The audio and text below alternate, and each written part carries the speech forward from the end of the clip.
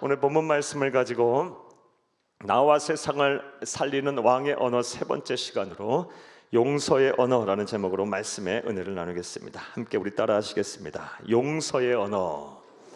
한 번 더 따라 하시겠습니다. 용서의 언어. 네, 고맙습니다. 감사합니다.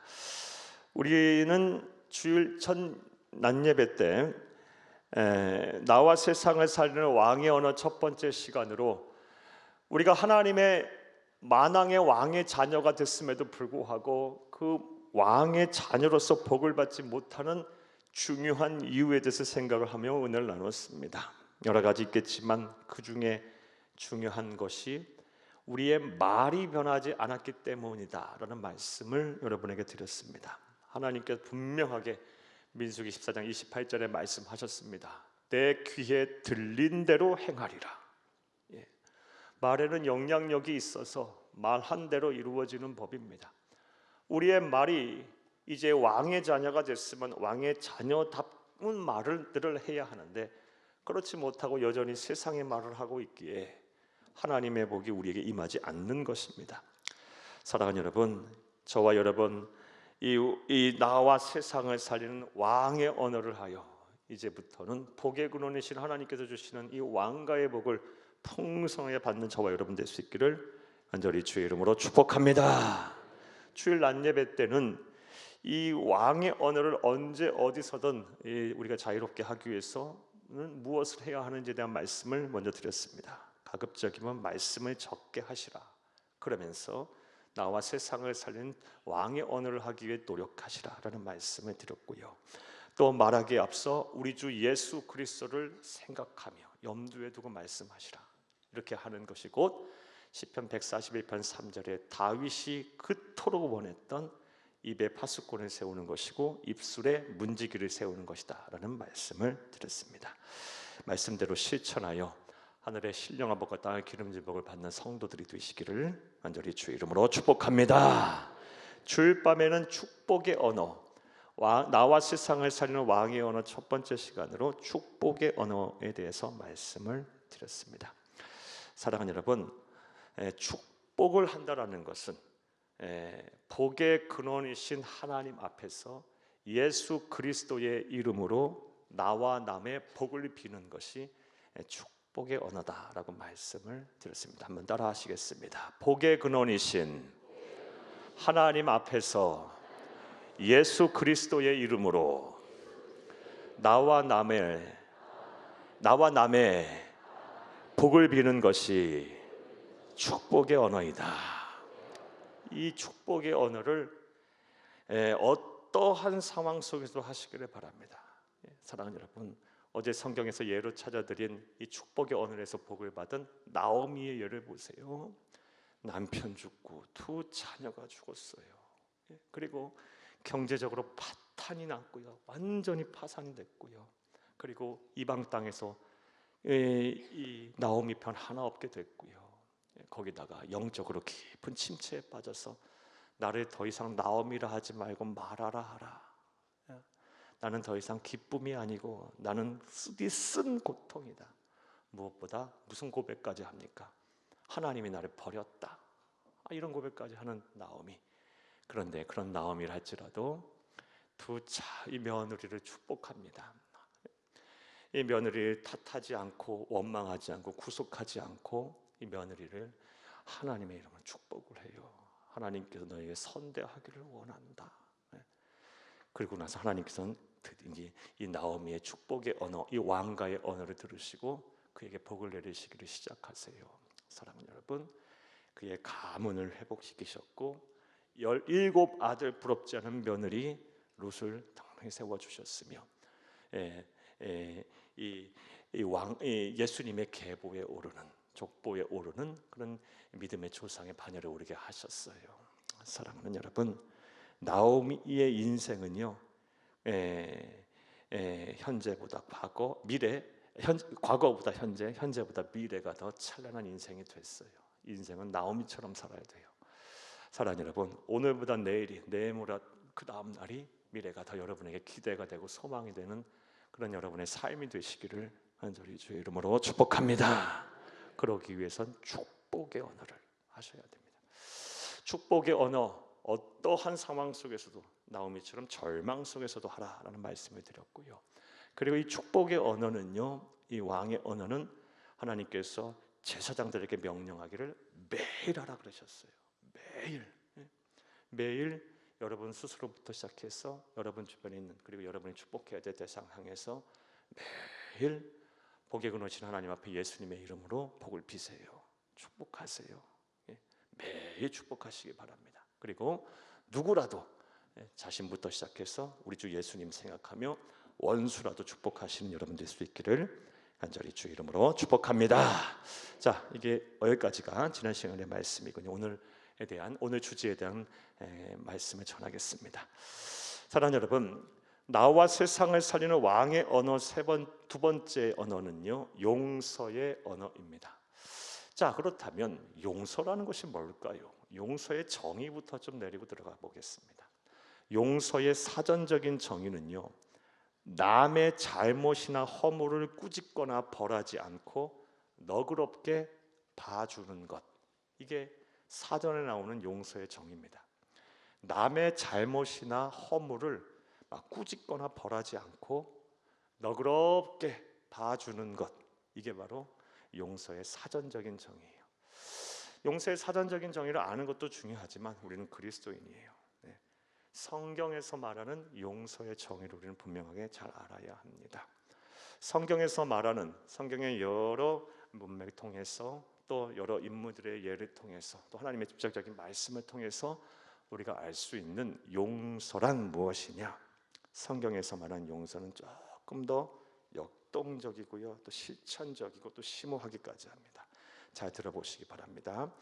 나에게 잘못한 사람에 대해 정죄하거나 보복하지 않고 모든 치리와 심판을 공의의 하나님 앞에 맡기는 것, 그리고 너그럽게 봐주는 것, 이게 바로 뭐다?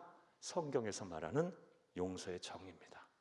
한번 따라 하시겠습니다. 나에게 잘못한 사람에 대해 정죄하거나 보복하지 않고 모든 치리와 심판을 공의의 하나님께 맡긴 후에 너그럽게 봐주는 것이다. 이게 뭐다? 성경에서 말하는 용서의 정의입니다. 중요하니까 받아 적기 바쁘셔서 한 번 더 제가 천천히 말씀드리겠습니다. 나에게 잘못한 사람에 대해 정죄하거나 보복하려 하지 않고 모든 치리와 심판을 누구에게 맡기는 겁니까? 공의의 하나님 앞에 맡기고 마음의 평안과 자유를 얻는 거예요. 그리고 나서 너그럽게 봐주는 것, 이게 바로 성경에서 말하는 용서의 정의입니다. 아직도 적기 바쁘셔서 한 번 더 말씀드릴게요. 나에게, 따라 하시려고요?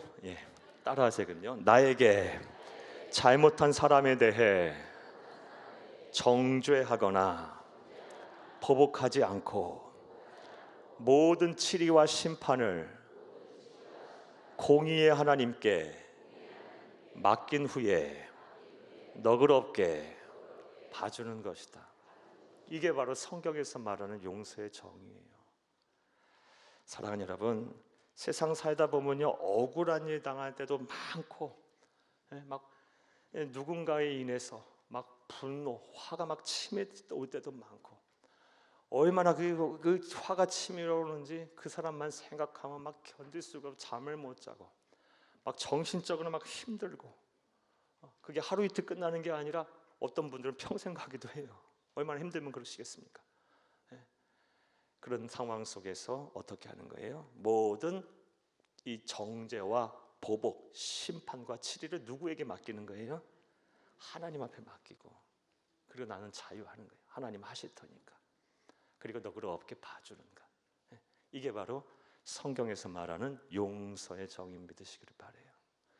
이런 삶을 사시는 여러분 되기를 간절히 주의 이름으로 축복합니다. 그리고 이런 마음 가지고 말씀하시는 게 바로 용서의 언어예요. 자, 그렇다면 두 번째로 우리가 용서에 대한 정의를 내렸으니까요. 그리고 용서에 대한 언어가 무엇인지도 알았어요. 용서의 언어가 하나님께 복을 받는 왕의 언어임을 알 수 있는 성경적인 근거에 대해서 한번 찾아보겠어요. 용서의 언어가 왕의 언어, 나와 세상을 살리는 왕의 언어라고 했는데 이게 이 성경에서 찾을 수 있는 근거가 뭘까요? 사랑하는 여러분, 무엇보다 우리 주 예수님께서 우리에게 말씀해 주신 주기도문을 보면 잘 알 수 있어요. 우리 주기도문의 일부를 한번 보겠습니다. 마태복음 6장 12절을 함께 보겠습니다. 우리가 우리에게 죄 지은 자를 사하여 준 것 같이 우리 죄를 사하여 주시옵고. 자, 이거 한 번만 다시 한번 읽어볼게요. 우리가 우리에게 죄 지은 자를 용서하여 준 것 같이 우리 죄를 용서하여 주시옵고. 사하여 주시는 용서하단 말씀이죠. 자, 이 말의 정확한 뜻이 뭘까요? 문맥 전체를 통해서 보게 되면 이런 뜻이 있는 거예요. 우리가 남의 죄를, 남의 허물을 용서하지 않으면 하나님께서도 우리의 죄를 용서하지 않으신다라는 말씀이에요. 이게 문맥에 따른 이 주기도문의 정확한 해석이에요. 어떻게 알 수 있느냐? 이 말씀 주기도문 우리에게 가르쳐 주신 이후, 제자들에게 가르쳐 주신 이후 바로 14, 15절에 6장 14, 15절에 용서에 대해서 못 알아들을까 봐 제자들에게 다시 한번 용서에 대해서 또 한번 강조하시며 말씀하셨어요. 6장 마태복음 14, 15절을 함께 읽겠습니다. 너희가 사람의 잘못을 용서하면 너희 하늘 아버지께서도 너희 잘못을 용서하시려니와 너희가 사람의 잘못을 용서하지 아니하면 너희 아버지께서도 너희 잘못을 용서하지 아니하시리라. 아멘. 그러니까 주기도문 말씀하시고 나서 제자들이 용서에 대해서 갸우뚱한 모양이에요. 그래서 바로 이 용서에 대해서 다시 한번 첨부해서 주례를 해주신 거예요. 해석을 해주신 거예요. 너희가 사람의 잘못을 용서해야 하늘 아버지께서 너희 잘못을 용서할 거다. 남의 잘못을 용서하지 않으면 나도 용서하지 않겠다. 이 말씀이에요. 그러니까 사랑하는 여러분, 내가 용서의 언어로서 남의 잘못을 용서해야 죄사함을 받는다고 한다면 하나님께로부터, 이게 어찌 왕의 언어, 내가 복을 받는 왕의 언어가 아니겠어요? 죄사함보다 큰 복이 어디 있어요? 그리고 이 죄사함의 복을 받아야 다른 복도 받죠. 죄인이 무슨 복을 받아요? 그러하기에 이 용서의 언어는 하나님의 백성 그리스도인이라면 반드시 해야 하는 왕의 언어고, 어찌 보면 모든 복을 끌어오는 왕의 언어 중에 가장 기본적인 언어라고 볼 수 있어요. 왜? 죄사함을 받는 언어니까. 죄사함을 입고 불러오는 언어가 될 수 있으니까. 죄사함도 안 받고 무슨 복을 받아요, 여러분? 사랑하는 여러분, 그러하기에 우리 그리스도인이라면 반드시 용서의 언어를 해서 구사해서 남의 죄를 남을 용서하는 이 용서의 언어를 구사해서 하나님께로부터 용서함을 받고 또 복을 받는 그런 은혜가 우리 가운데 있어야 할 줄로 믿습니다. 이 말씀이 얼마나 중요하게 하나님께서 여기셨던지 또 다른 이 복음서에 똑같은 말씀을 조금 다른 의미로 말씀하고 계세요. 마가복음 11장 25절도 함께 보겠습니다. 서서 기도할 때에 아무에게나 혐의가 있거든 용서하라. 그리하여야 하늘에 계신 너희 아버지께서도 너희 허물을 사하여 주시리라 하시니라. 아멘. 똑같은 말씀이지만 내용은 조금 다른 의미로, 다른 의미는 같은 말씀이지만 상황이 다른 말씀이죠. 어쨌든 간에 무슨 말씀하십니까? 용서해야, 용서의 언어를 구사하며 용서해야 하늘아버지께서 너희 죄를 용서하시겠다. 죄사함의 은혜보다 더 큰 복이 어디 있습니까? 그리고 죄사함의 복도 받지 않고서 무슨 복을 받겠습니까? 하나님으로부터. 그러하기에 용서의 언어는 나와 세상을 살리는 복의 근원이신 하나님께로부터 복을 받는 왕의 언어입니다. 왕의 언어예요. 하나님의 나라 가는 그날까지 이 용서의 언어를 잘 구사하셔서 하나님께서 주실 은혜와 복이 여러분과 삶에 충만하기를 간절히 주의 이름으로 축복합니다. 이 용서의 언어가 왕의 언어인 고로 이 용서의 언어를 구사함으로 복을 받은 사람들이 성경을 보면 참 많이 나옵니다. 그 중에 대표적인 이 성경의 인물 한 분을 여러분에 소개하면 구약의 누구? 요셉입니다. 요셉. 사랑하는 여러분, 요셉은 우리가 잘 알다시피 참 어린 나이에, 대략 한 17세 나이에 참 많은 시련을 겪었어요. 요셉이 겪은 시련 한번 볼까요? 창세기 37장 18절에서 28절을 함께 보겠습니다. 요셉이 그들에게 가까이 오기 전에 그들이 요셉을 멀리서 보고 죽이기를 꾀하여 서로 이르되 꿈꾸는 자가 어느 덧. 아멘. 자, 여기까지만 보겠습니다. 그들이 누굽니까? 요셉의 형들. 예. 아버지가 같아요. 형제들이에요. 예. 형제들이 요셉을 시기 질투하며 요셉을 뭐 하려고 해요? 죽이려고까지 해요. 살해 모의를 해요. 20절 읽겠습니다. 자, 그를 죽여 한 구덩이에 던지고 우리가 말하기를 악한 짐승이 그를 잡아먹었다 하자.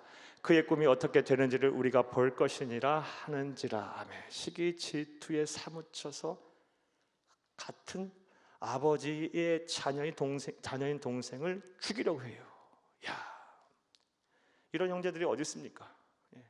자, 21절 읽겠습니다. 르우벤이 듣고 요셉을 그들의 손에서 구원하려 하여 이르되 우리가 그의 생명을 해치지 말자.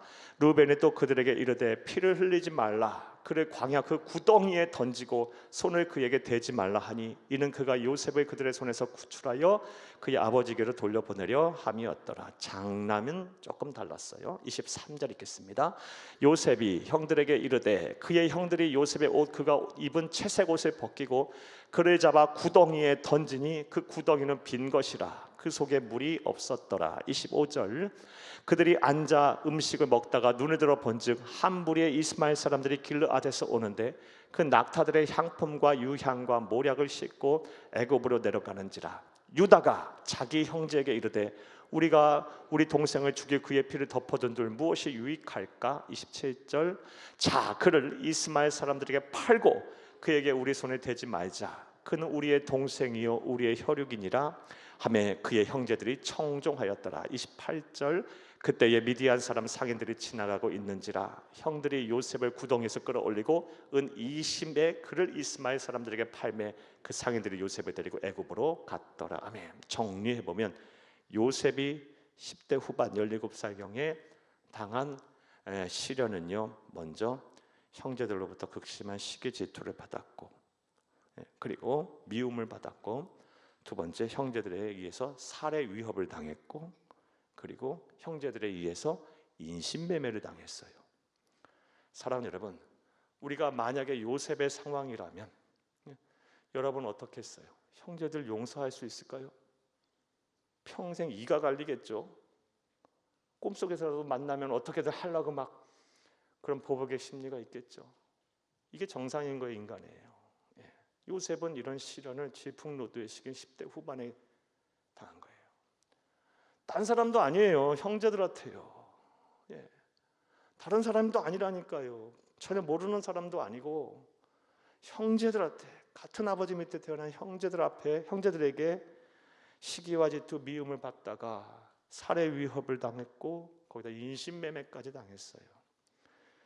이런 일들을 10대 후반에 체험한 요셉의 심정이 어땠을까요? 말도 못할 것이라 생각해요. 자, 그런데 하나님께서 요셉에게 그런 복을 주신 것은요, 요셉은 뭔가 달랐기 때문에 그래요. 요셉은요, 그런 형제들을 용서합니다. 용서의 언어를 해요. 그래서 요셉이 용서의 언어를 했으면 용서의 언어를 구사함으로, 이 왕의 언어를 구사함으로 복을 받았으면 그가 훗날 이 애굽의 총리도 되고 훗날에 아버지가 죽은 이후, 야곱이 죽은 이후 형들이 그에게서 와서 아버지가 살아있을 때는 그래도 아버지 때문에 우리를 살려두었는데 이제 아버지가 죽게 돼서 돌아가셨으니 요셉이 보복할까 두려워서 오늘 본문 우리가 읽은 대로 요셉에게 와서 납작 엎드리면서 우리를 용서해달라. 그리고 우리는 당신의 종이다. 이렇게 하면서 용서를 비는 형들에게 한 말을 통해서 알 수 있어요. 오늘 본문 50장 19절에서 20절을 함께 보겠습니다. 요셉이 그들에게 이르되 두려워하지 마소서, 내가 하나님을 대신하리이까. 당신들은 나를 해하려 하였으나 하나님은 그것을 선으로 바꾸사 오늘과 같이 많은 백성의 생명을 구원하게 하시려 하셨나니. 아멘. 19, 20절 보면 성경에서 정의한 용서의 언어가 나오죠. 용서가 뭐라 그랬습니까? 사랑하는 여러분, 나에게 잘못한 사람에 대해 정죄하거나 보복하지 않고 모든 치리와 심판은 누구에게 맡겨요? 하나님 앞에 맡기고 자유하는 거예요. 평안을 얻는 거예요. 그리고 너그럽게 봐주는 거예요. 요셉이 그걸 하고 있잖아요. 19절에 내가 어찌 하나님을 대신하리이까. 이미 하나님께 맡겼던 거예요. 그리고 조금 이따 보겠지만 아주 시간이 흐른 후에 한 게 아니고, 요셉은요 이집트로 팔려간 후에 얼마 지나지 않아서 그걸 해내요. 그래서 복을 받은 거예요, 여러분. 시간이 막 한참 흐른 이후에, 몇십 년 흐른 후에 기록도 딸리고 이제 뭐 그냥 뭐 누구 뭐 그냥 성품도 둥글둥글해져서 용서한 게 아니고, 이런 신앙의 고백을 한 게 아니고, 몇 년 되지 않아서, 얼마 되지 않아서 내가 어찌 하나님을 대신하리이까, 하나님이 하실 것이다 하고 마음의 자유와 평안을 얻고 형제들을 이미 그 당시 그 시점에 용서해내요. 너그러이 봐줘요. 이것은 요셉이 받은 복을 통해서 잘할 수 있어요.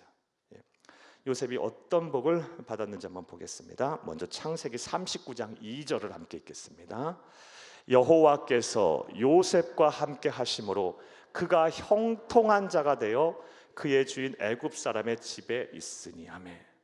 팔려간 지 얼마 되지 않아서 하나님께서 어떻게 하셨다?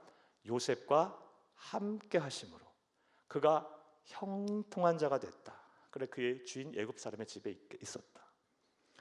팔려간 지 얼마 안 돼서 이미 하나님께서 이 복을 주신 거예요. 사랑하는 여러분, 하나님은요 심은 대로 거두게 주시는 분이에요. 요셉은 이미 이 시점에 내가 어찌 하나님을 대신하리이까, 하나님께 맡긴 거예요. 그냥 생각만 하면 이가 갈릴 텐데, 그 형제들 막 생각도 하기 싫을 텐데, 하나님 앞에 이미 다 모든 치리와 심판을 맡기고 정죄하지 않고 보복하려 하지 않고 하나님 앞에 내려놓고 하나님의 뜻을 구했던 거예요. 그 꿈을 바라보고 살았던 거예요. 사랑하는 여러분, 어찌 사람이 그런 상황에서 꿈과 비전을 쫓고 삽니까? 이미 몸과 마음이 완전히 망가졌는데. 사랑하는 여러분, 인류 역사를 통해서 몸과 마음이 망가진 상태에서 꿈과 비전을 제대로 쫓은 사람이 어디 있습니까? 그는 이미 마음의 평안을 얻었고 자유를 찾았고, 그리고 모든 염려와 근심에서 벗어난 거예요. 오히려 형제들은 이 동생을 팔아버리고 아버지에게 거짓말을 했다는 것으로 이 자유가 없는 마음의 속박이 나를, 마음의 이런 구속의 삶을 살았을지언정 요셉은 이미 하나님 앞에 다 하나님 하실 것이다 하고 온전히 꿈과 비전을 찾았더니 하나님께서 어떻게 하셨어? 그와 함께 하셔서 그가 하는 모든 일을 형통하게 하셨더라. 이게 20대 초반의 얘기예요, 여러분. 30세에 애굽의 총리가 되잖아요.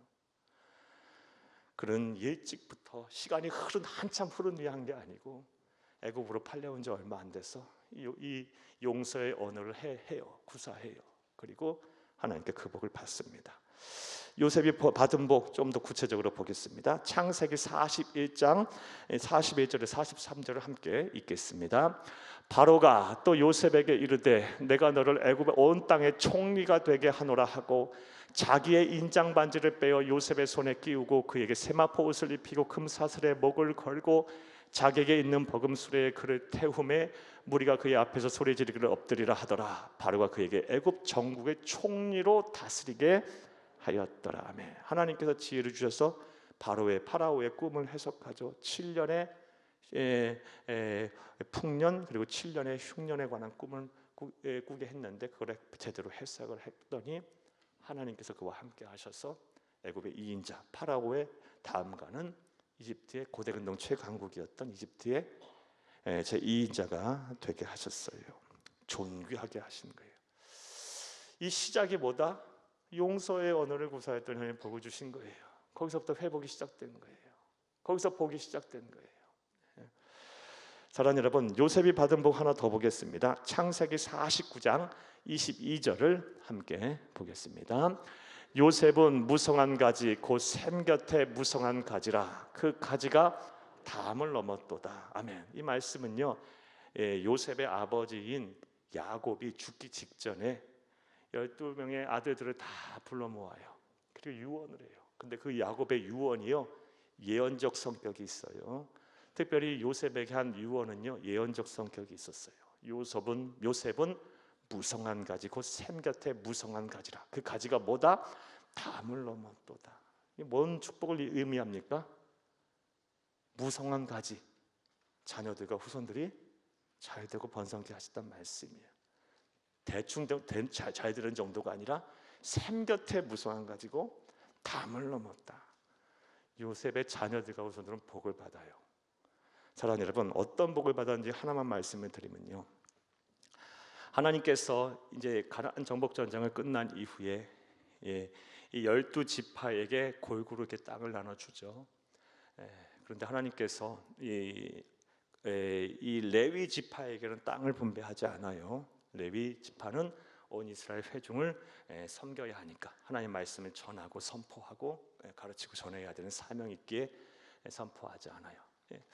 그 대신에 레위 지파를 빼고 이 요셉의 두 아들인 에브라임과 므낫세를 이 야곱의 아들의 반열로 올려요. 그래서 레위 지파를 빼고 에브라임과 므낫세, 이 요셉의 두 아들이 12지파의 분깃을 받아요. 그러니까 요셉은 2배의 분깃을 받은 거예요. 그리고 구약의 역사를 보게 되면 가장 강성했던 지파가 어디입니까? 유다 지파와 더불어서 에브라임 지파. 그래서 구약의 성경, 특별히 예언서의 말씀을 보게 되면 북왕국 이스라엘을 가리켜서 에브라임아 이렇게 얘기해요. 그냥 통칭해서 다른 지파는 볼 것도 없고 에브라임아 이렇게 불러요. 하나님께서 자녀들과 후손들이 잘 되고 형통케 하시는 거예요. 그 시작이 뭐였어요? 그 어린 시절에 당한 고통, 그 형제들의 살해 위협을 당하고 시기와 질투 미움을 받고 인신매매까지 당했는데 그 형제들을 용서해내는, 그 용서의 언어로 용서해내는, 거기서부터가 이제 복의 시작이 된 거예요. 사랑하는 여러분, 용서의 언어는 나와 세상을 살리는 왕의 언어입니다. 사랑하는 여러분, 지금 여러분의 마음과 생각 속에 있는, 그래서 생각만 하면 지긋지긋하고 괴롭고 고통스럽게 하는 사람이 아직도 남아있다면요, 모든 치리와 심판을 누구에게 맡기세요? 하나님 앞에 맡기고 자유하세요. 자유하세요. 그리고 너그러이 받으세요. 그러면 하나님께서 일하실 것이고, 그런 여러분의 왕의 언어를 하는 여러분을 통해서 하나님께 큰 은혜와 복을 주실 줄로 믿습니다. 자, 저는 두 번째로 이 용서의 언어를 구사해서, 왕의 언어를 구사해서 복을 받은 성경의 인물에 대한 말씀을 드렸어요. 자, 이제 좀 더 실질적인 얘기 좀 해볼게요. 자, 이렇게 용서의 언어는 왕의 언어라고 했고 하나님께 복을 받는 언어라고 했는데, 우리가 세상 살다 보면 정말 하기 어려운 게 또 이 용서의 언어예요. 그렇죠? 남 용서하는 게 쉬운 일이 아니잖아요. 참 어려운 일이에요. 자, 그렇다면 우리가 어떻게 하면 용서의 언어를 잘 구사하여 복의 근원이신 하나님께 복을 받을 수가 있을까요? 뭘까요? 도움이 되는 말씀 드릴게요. 첫 번째로 한번 따라합니다. 공의의 하나님께 나의 억울함에 대한 심판과 보복을 맡겨라. 우리가 남을 쉽게 용서하지 못하는 이유는요, 우리의 본성 가운데 손해를 보면요, 그 손해를 입힌 사람들에게 보복을 하고 싶은 보복 심리가 있기 때문에 그래요. 용서하기보다는 저걸 어떻게든 한번 눌러놔야 되는데, 저만 있나 이게? 다 우리 있어요. 여러분 어떤 사람이 이런 얘기들을 하더라고요. 그 사람의 성격을 보려면 운전하는 거 보면 안다고요. 운전을 잘 얌전하게 하는데 갑자기 누가 휙 하고 지나가.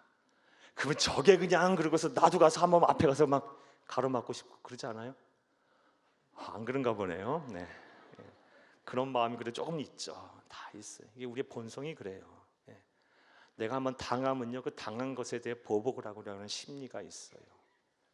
그래서 쉽게 용서 못한다는 거예요. 이건 제 얘기가 아니라 심리학자들 얘기예요. 네.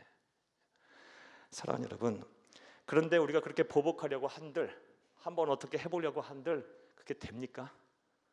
안 돼요. 옛날 그 꽁트나 아니면 영화, 특별히 이 중화권의 영화 같은 거 보게 되면 아버지가 원수의 집안에 당했어. 그럼 자식은 뭐 해야 돼요? 평생 칼을 갈아야죠. 원수 갚으려고 평생 칼 갈다가 끝나. 안 돼.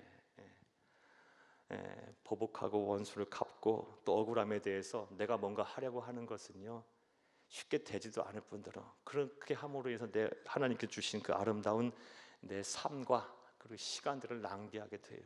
되지도 않을 뿐더러 그런 과정이 또 얼마나 지옥 같은 삶입니까? 사랑하는 여러분, 하나님 앞에, 공의의 하나님 앞에 여러분의 억울함을 맡기세요. 신원하여 주실 거예요. 하나님은 공의의 하나님이에요. 정의로우신 분이에요. 그리고 우리의 모든 사정과 형편은 누구보다 잘 아시는 분이에요. 원수 갚는 것은 내 소관이다라는 말씀 하셨잖아요. 두 말씀 볼게요. 잠언의 한 말씀, 구약의 한 말씀, 신약의 한 말씀. 잠언 말씀부터 보겠습니다. 잠언 20장 22절을 함께 읽겠습니다. 너는 악을 갚겠다 말하지 말고 여호와를 기다리라. 그가 너를 구원하시리라. 아멘. 신약의 말씀도 분명하게 말씀하세요. 로마서 12장 19절을 함께 읽겠습니다. 내 사랑하는 자들아, 너희가 친히 원수를 갚지 말고 하나님의 진노하심에 맡기라. 기록되었으되 원수 갚는 것이 내게 있으니 내가 갚으리라 라고 주께서 말씀하시느니라. 아멘. 여러분, 힘들게 한 사람들 있을 거예요. 과거에 있던, 지금 있던, 또 앞으로도 생길 거예요. 사랑하는 여러분, 공의의 하나님께 여러분 정죄하고 보복하지 말고 치리와 심판에 맡기시고요, 자유하세요. 평안하세요. 여러분의 영혼 관리를 힘쓰세요. 그리고 나서 너그러이 봐주려고 노력을 하세요. 그러면 용서와의 언어를 잘 구사해서, 왕의 언어를 잘 구사해서 세상 사는 동안 하나님 주시는 복을 받게 될 것입니다.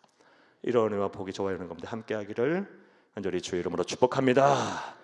두 번째로, 우리가 용서의 언어를 잘 구사하여 복의 근원이신 하나님께 복을 받으려면요, 한번 따라합니다. 둘째로, 용서와 화해를 구분해야 한다. 이게 무슨 얘기냐? 이거 참 중요한 얘기인데 한번 잘 들어보세요. 사랑하는 여러분, 많은 사람들이 용서의 언어를 쉽게 하지 못하는 이유, 용서를 쉽게 하지 못하는 이유가 용서와 화해를 혼동하는 데서 있어요. 그래요. 용서를 하라고 한다면 화해를 하라고 하는 것까지, 화해를 하는 거라고 하라고 이해를 하기 때문에 용서하는 것을 주저하시는 분들이 많아요. 이게 무슨 얘기일까요? 용서와 화해의 차이가 뭘까요? 용서는 나 혼자 하는 거예요. 내가 하나님 앞에 하는 거예요. 예? 화해는 어떻게 하는 거예요? 쌍방간에 하는 거예요. 예? 서로 같이 해야 되는 거예요. 용서의 목적은 뭡니까? 사랑하는 여러분, 내 마음의 자유와 평안을 얻고 하나님 앞에 복을 받기 위함이에요. 예? 가장 기본적으로는 죄사함의 복부터 시작해서 하나님 주시는 복을 받기 위함이고요. 화해의 목적은 뭡니까? 관계 회복이에요. 예? 그런데 때로는요, 용서는 반드시 해야 되되, 사랑하는 여러분, 때로는 화해를 하는 것이 오히려 우리에게 좋지 않은 상황이 벌어질 수도 있어요. 그래서 성경에서는요, 용서는 반드시 하되 화해는 할 수 있거든 하라 그랬어요. 한번 예를 한번 들어볼게요. 이런 예 드려서 죄송해요. 예, 이런 어려움을 겪으신 분들 계실 것 같아서 죄송해요. 예를 한번 들어볼게요. 한 가정에 어려움이 생겨서 이혼을 하게 됐어요. 이혼 사유가 뭐냐? 남편이 아내를 자꾸 때려요. 습관적으로 때려요. 안 고쳐줘요. 맞고 사는 아내가 그렇게 살 수가 있겠어요? 그래서 합의 이혼을 했어요. 이 아내가 그리스도인이에요. 용서하고 화해하라고 했으니 해야지. 그래서 용서를 하고 이제 화해까지 하려고 하니까요. 그렇게 해서 화해를 해서 가정을 이루어서 다시 재결합을 했어요. 또 왜 두드러 맞아요? 사랑하는 이거 어떻게 이해하고 어떻게 받아들여야 합니까? 오히려 화해 안 하는 것이 이 그리스도인 안에의 삶을 위해서는 더 나은 삶 아니겠어요?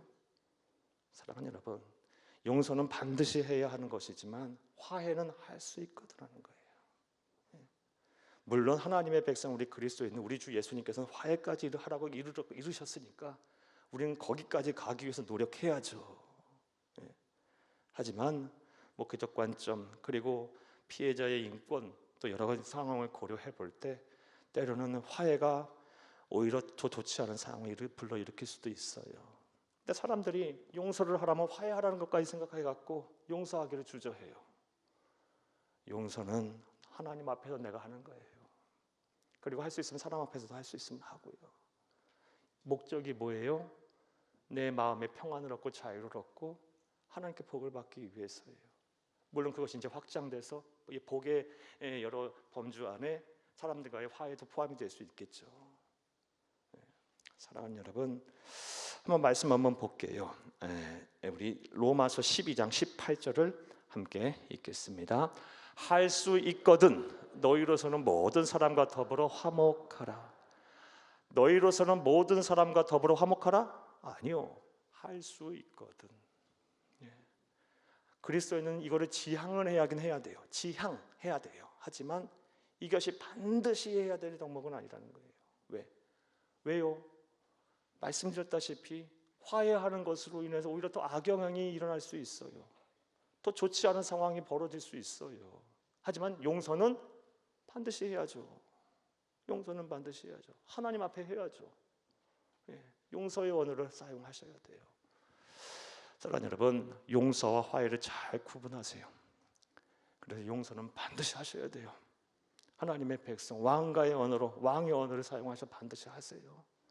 용서가 뭡니까? 나에게 잘못한 사람에 대해 정죄하거나 보복하지 않고 모든 치리와 심판을 공의의 하나님 앞에 맡긴 후에 너그러이 봐주는 거예요. 그리고 그런 말을 하는 게 바로 용서의 언어고요. 그리고 화해할 수 있으면 할 수 있으면 하세요. 하지만 거기까지 이르렀을 때 오히려 상황이 더 안 좋아지고 또 하나님의 영광 가리는 일이 벌어지고 또 그리스도인다운 삶을 못 살게 되고 또 내 인권이 무시되고 이런 데면 오히려 화해가 안 하는 편이 더 낫죠. 이런 점에서 볼 때 우리 하나님은 우리의 사정과 형편을 너무 잘 아시는 분이에요. 하나님은 융통성 없으신 분은 아니에요. 고집불통 그런 영감이 아니에요. 아멘을 하시죠? 네, 공감하시니까. 네, 저도 공감합니다. 저도 공감해요. 사랑하는 여러분, 용서는 반드시 하되 화해는 할 수 있거든 하시기를 바랍니다. 이 용서와 화해를 혼동하니까 쉽게 용서를 못하는 거예요. 자, 세 번째로 우리가 이 용서의 언어를 잘 구사하여 복에 그르신 하나님께 복을 받아야 하는데 어떻게 하면 그렇게 할 수 있을까요? 따라하시겠습니다. 셋째로, 내가 하나님께 도저히 갚을 길이 없는 용서와 은혜를 이미 받은 사람임을 기억하라. 저와 여러분은요, 하나님께 도저히 갚을 길 없는 용서를 이미 받은 사람들이에요. 무슨 용서를 받았나요? 죄사함의 용서를 받았고요. 우리는 죄인이었다 의인으로 인정을 받는 그런 구원의 은혜를 우리 이미 받았어요. 우리를 용서하시기 위해서 하나님은요, 당신의 생명을 버렸어요. 우리 주 독생자 예수 그리스도께서 저와 여러분의 대신하여 십자가에서 죽으셨어요. 이게 값싼 구원이 아니에요. 값싼 용서가 아니에요. 창조주 하나님이 나를 위해 죽었다. 엄청난 용서를 우리 이미 받은 거예요. 그리고 이런 용서를 받았다라고 우리가 인식하며 세상을 살게 되면요, 사랑하는 여러분, 용서 못할 사람이 어디 있습니까? 내가 받은 용서가 얼마나 큰지 기억하게 되면요, 남을 용서할 마음의 여유가 생겨요. 나는 이미 엄청난 용서를 받은 사람인데 받았으니 용서해야지. 우리는 이 의식 속에 살아야 돼요. 이것은 우리 주 예수 그리스도께서 하신 말씀이에요. 이 말씀을 제자들에게 우리들에게 전하시기 위해서 비유로서 1만 달란트 비유를 마태복음 18장에서 말씀하셨어요. 시간이 많이 지났으니까요, 제가 내용 말씀드릴게요. 어떤 왕에게요 1만 달란트라는 어마어마한 빚을 진 종이 있었어요. 1만 달란트를 오늘날로 시세로 환산하면 얼마 되는지 아십니까? 9조 원, 9조 원, 9조 원, 어마어마한 거죠. 그런 빚을 진 종이 있었어요. 그는 빚을 갚을 능력이 전혀 없어서 자신과 처자식 모든 소유를 팔아도 안 돼요. 불가능해요. 그런 종을 보고 그 왕이 이 종을 불쌍히 여겨서 9조 원이나 되는 1만 달란트의 빚을 탕감해 줬어요. 기뻤겠죠. 기뻐서 막 노래 부르며, 노래 부르다는 얘기는 없어요. 집으로 돌아가는데 이 100데나리온이라는 빚을 진 친구를 만난 거예요. 100데나리온은 오늘날로 하면 얼마 정도 될까요? 약 150만 원. 150만 원 빚졌다고 멱살을 잡고 왜 내 돈 안 갚냐고 하면서 감옥에 쳐넣어버렸어요. 자기는 9조 원의 빚을 탕감받고 나서. 그 소리를 누가 듣게 됩니까? 왕이 들어요. 왕이 듣고 나서 이 탕감받은 종을 다시 불러내서 나는 너에게 9조 원이란 1만 달란트의 빚을 탕감해 줬거늘 너는 어찌 100데나리온이라는 빚을 진 사람 하나 용서 못하느냐? 책망하세요. 이게 1만 달란트의 비유예요. 예수님께서 왜 이 비유를 제자들에게 또 우리에게 말씀하셨을까요? 사랑하는 여러분, 우리가 남을 용서해야 하는 이유는 내가 너그러운 사람이 위해서가 아니라 하나님으로부터 도저히 갚을 길이 없는 1만 달란트 이상에 되는 생명의 빚을 이미 탕감받았기 때문이에요. 이미 어마어마한 빚을 탕감받았기 때문에 용서 못할 일이 무엇이 있느냐, 이 말씀을 우리에게 하고 계시는 거예요. 우리 그리스도인은 이 의식을 갖고 살아야 돼. 하나님으로부터 나는 빚을 탕감받은 자다. 우리에게 이 머릿속에 항상 이게 있어야 돼. 우리 가슴 속에 있어야 돼요. 그래야 남을 용서하고 사랑하죠. 내가 이미 용서를 어마어마하게 받은 사람인데, 내가 어마어마한 1만 달란트의 빚을 탕감받은 사람인데 내가 100데나리온밖에 안 되는 사람 용서 못하겠냐? 이런 마음 갖고 우리는 살아야 합니다. 이 우리 주 예수님께서 비유로서 우리에게 주신 말씀이에요. 사랑하는 여러분, 하나님의 나라 가는 그날까지 이 의식을 꼭 기억하면서 이미 큰 빚을 탕감받았으니 내가 나는 용서하겠다. 용서의 언어를 잘 구사해서 왕의 언어를 잘 사용하여 복을 받는 여러분 다 되시기를 간절히 주의 이름으로 축복합니다. 자, 한번 따라 하시겠습니다. 내가 받은 용서가 얼마나 큰지 기억할 때만 비로소 남을 용서할 여유가 생긴다. 항상 이게 우리 머릿속에 있어야 돼요. 그러면 용서의 언어 잘 구사할 수 있을 거예요. 자, 이제 시간 많이 돼서 말씀 맺겠습니다. 오늘은 나와 세상을 살리는 왕의 언어, 두 번째 언어인 용서의 언어에 대한 말씀을 드렸어요. 용서의 성경적 정의가 무엇입니까? 한번 따라합니다. 나에게 잘못한 사람에 대해 정죄하거나 보복하지 않고 모든 치리와 심판을 공의의 하나님께 맡긴 후에 너그럽게 봐주는 것이다. 이게 성경에서 말하는 용서예요. 그리고 이런 일을 행하는 게 용서의 언어고요. 사랑하는 여러분, 공의의 하나님께 나의 억울함에 대한 심판과 보복을 맡기세요. 우리가 한들 되지도 않고 하는 과정이 지옥 같을 거예요. 원수 갚는 것은 나의 일이 아니라 하나님의 일이라고 말씀하셨어요. 또 용서와 화해를 잘 구분해내세요. 용서는 반드시 해야 하는 것이고요, 화해는 할 수 있거든 하는 거예요.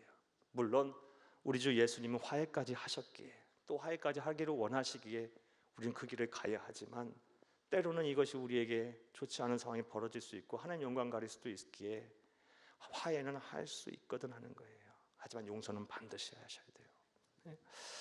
내가 하나님께 도저히 갚을 길이 없는 용서를 이미 받은 사람임을 기억하시면 언제 어느 때든 이 의식 속에, 이 믿음 속에 살면 용서 못할 사람 없을 거라 봅니다.